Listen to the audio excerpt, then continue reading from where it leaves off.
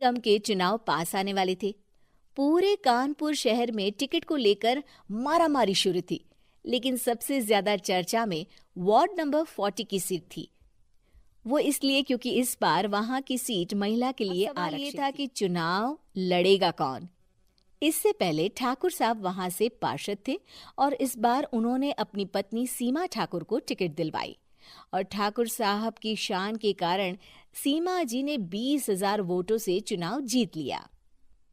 अरे बधाई हो सीमा भाभी, अब तो आप वार्ड की पार्षद बन गई हैं। अब तो हमारे काम आप ही करवाएंगी। ये तो सिर्फ नाम की पार्षद बनी है, वो तो महिला सीट आ गई, वरना पार्षद तो मुझे ही बनना था। अब भले ही चेहरा इसका होगा, लेकिन पावर तो मेरी ही होगी। अरे वाह भाई साहब, क्या दिमाग लगाया है आपने भी। आइए आप लोग, खाना लगा दिया है सबके लिए। सीमा जी पार्षद बन चुकी थीं, फिर भी उनकी एक ना चलती। सारे काम ठाकुर साहब खुद ही संभाल लेते और जहां जरूरत पड़ती वहां सीमा जी का अंगूठा लगवा लेते। सीमा जी ज्यादा पढ़ी लिखी भी नहीं थी। एक दिन ठाकुर साहब और सीमा एक प्रोग्राम में जाते हैं। अरे ठाकुर साहब, आप आ गए।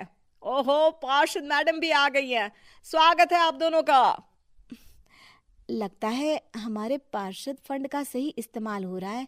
चलिए अब उद्घाटन करते हैं।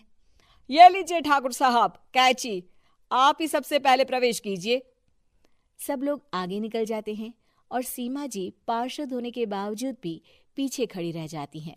वो देखती हैं कि वेलकम बोर्ड पर उनका नाम है, लेकिन महिला होने के कारण कोई उनका सम्मान नहीं कर रहा। अगले दिन एक आदमी उनके घर आता है।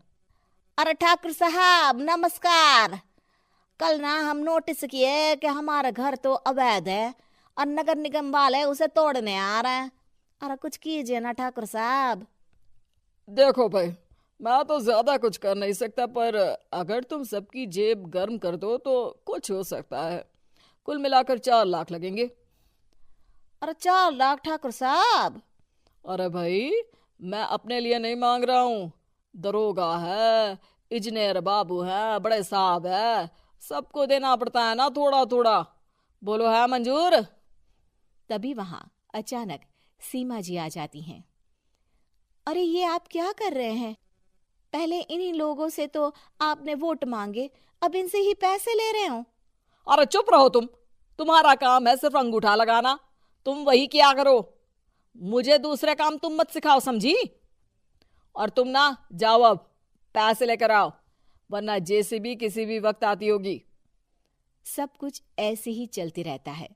एक दिन सीमा जी और ठाकुर साहब को एक लोकल मीटिंग में बुलाया जाता है। वहां पर कई और अधिकारी लोग भी मौजूद रहते हैं। अब मैं चाहूंगा कि ठाकुर साहब हमारे बीच 2 शब्द कहें। मेरे प्यारे भाइयों और बहनों, आज मेरा सौभाग्य है कि मैं आप सबकी सेवा दिन रात कर पा रहा हूं। आपने मेरी पत्नी को भारी मतों से जिताया है, इसलिए मैं आप सभी का शुक्रगुजार हूं। मैं आप सबसे वादा करता हूं कि हमेशा की तरह हमारे वार्ड में किसी को कोई तकलीफ नहीं आने दूंगा। सभी लोग तालियां बजाने लगते हैं। अब मैं माननीय पार्षद मैडम को स्टेज पे बुलाना चाहूंगा।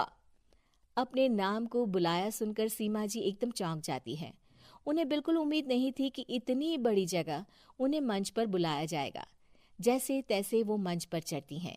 ऊपर जाते ही सीमा जी को सारी पुरानी बातें याद आ जाती हैं कि किस तरह उनके पति उन्हें कभी भी आगे बढ़ने नहीं देते और उनके नाम से गलत काम करते हैं। वो बोलने लगती हैं। मैं आपके वार्ड की पार्षद सीमा हूं। आप में से बहुत कम लोग ही मुझे जानते होंगे, क्योंकि इससे पहले मुझे कभी ऐसा मौका ही नहीं मिला। सारे मौके मेरे पार्षद पति यानी आपके ठाकुर साहब ही लेते रहे, लेकिन आज ये मौका मुझे मिला है तो मैं इसे ऐसे ही नहीं जाने दूंगी। मैं आपको ये बताना चाहती हूँ कि आपके ठाकुर साहब मेरे नाम की आड़ में गैर कानूनी काम करते हैं, जिस पर अंगूठों के निशान मेरे होते थे। इसीलिए मैं अपनी गलती मानती हूँ और आज अपने पद से इस्तीफा देती हूँ, ताकि आगे से कोई गलत काम ना हो पाए। अब फैसला आप सबके हाथ में है कि आप हमें क्या सजा देना चाहते हैं। सीमा जी की बातें सुनकर ठाकुर साहब के चेहरे का रंग उड़ जाता है। और वो शर्म से मुंह नीचा करके वहां से चले जाते हैं और पद से इस्तीफा देकर ही सही सीमा जी